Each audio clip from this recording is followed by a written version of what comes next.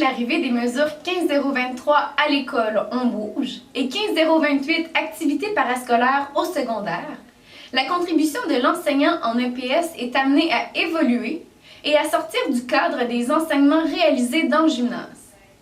Ainsi, en plus de son premier rôle qui touche l'accompagnement de l'élève par le biais des cours en EPS, l'enseignant joue aussi un rôle de leader au sein de l'équipe école concernant l'implantation et la coordination d'interventions liées à l'adoption d'un mode de vie physiquement actif.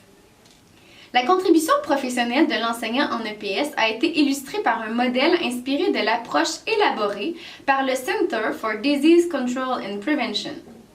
Ce modèle, qui comprend 4 axes, illustre les rôles de l'enseignant en EPS et la façon dont il se déploie et s'articule dans son environnement professionnel. L'axe 1 représente le rôle traditionnel de l'enseignant en EPS, soit celui d'enseigner l'EPS et d'amener l'élève à être physiquement actif tout au long de sa vie. Ce rôle de l'enseignant en EPS se distingue des autres intervenants scolaires et est tout à fait essentiel. En effet, l'enseignant en EPS est le seul intervenant scolaire qui a pour mission, à travers des situations d'apprentissage en lien avec l'éducation physique, d'amener les élèves à développer leurs habiletés motrices et sociales et à acquérir les outils et connaissances nécessaires pour adopter un mode de vie sain et actif à long terme. Ici, on peut voir l'enseignant en EPS enseigner, piloter, donner des rétroactions et évaluer ses élèves pendant un cours. L'axe 2 représente le rôle de l'enseignant en EPS qui l'amène à agir en tant que leader dans la création d'un environnement scolaire favorable à l'adoption d'un mode de vie physiquement actif. L'enseignant en EPS qui souhaite implanter une mesure d'activité physique au sein de son établissement scolaire doit être conscient des nouveaux rôles professionnels qu'il doit jouer, autant à l'intérieur qu'à l'extérieur de son gymnase, et être prêt à les assumer. En effet, ce rôle l'amène à mobiliser son équipe école pour rendre l'environnement scolaire physiquement actif. Ce dernier doit soutenir son équipe en participant activement aux réflexions sociales et en guidant les autres intervenants dans l'adaptation de leurs pratiques.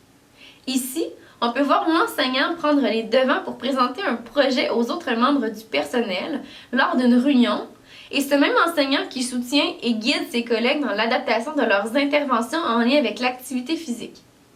Toutefois, ce rôle peut comporter un lot de défis qui seront abordés un peu plus loin dans la capsule 7.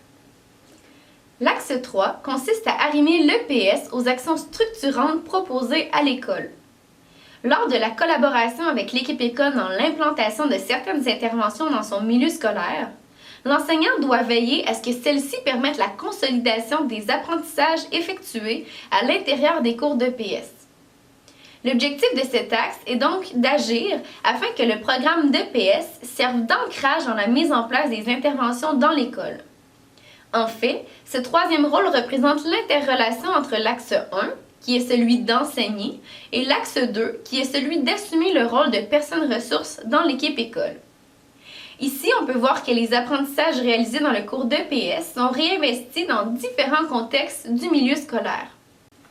L'axe 4 consiste à créer un partenariat avec la famille, la communauté ou avec d'autres services et organismes.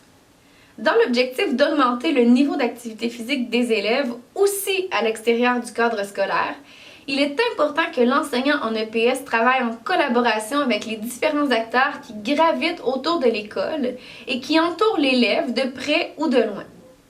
À titre d'exemple, l'enseignant est encouragé à renseigner les parents et les organismes communautaires sur les activités proposées par l'école et à solliciter leur participation aux activités sportives proposées à l'école afin d'optimiser l'adoption d'un mode de vie physiquement actif des élèves. De plus, l'organisation des activités sportives à l'école peut être réalisée en collaboration avec différents partenaires présents dans la communauté, tels que les centres sportifs ou les centres de plein air, ainsi qu'avec différents organismes tels que Filles Actives ou le RSEQ.